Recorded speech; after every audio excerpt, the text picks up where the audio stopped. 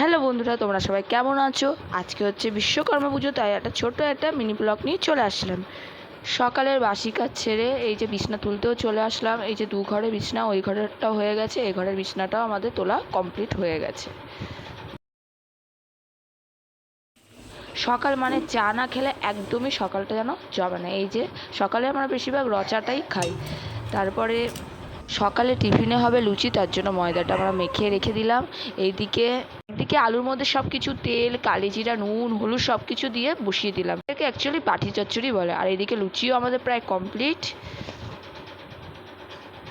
আমিও চলে গেলাম বাবার সাথে বিশ্বকর্মা পুজো দেখতে। ঐশীর বাবা প্রায় গাড়ি ধোয়াও কমপ্লিট। এই যে ঐশী ফটোও তুলে নিল। তো চলো, এই যে ঐশী ঘুড়িও কিনে নিয়ে চলে এসে। এইদিকে ভাজাভুজির জন্য হলুদ নুন সব একসাথে মাখিয়ে কিছুক্ষণের জন্য রেখে দিলাম।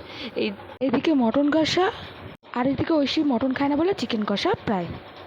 আরেকদিকে যে শ্বশুরমশাই, উনি পুজোও দিয়েছে, বেশিরভাগ সময় উনিই পুজোটা দেয়। বাসনটা বেজে নিলাম, তারপর তো স্নান করতে যাবো। আর এত কাজের মধ্যে সব রকম ভিডিও করাও সম্ভব হয়ে ওঠে না।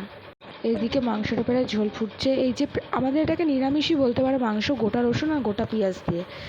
এইদিকে হচ্ছে ডাল, সব রকম ভাজা, ঐশীর মুরগির মাংস, আর আমাদের এদিকে খাসির মাংস, আর এই যে চাটনি।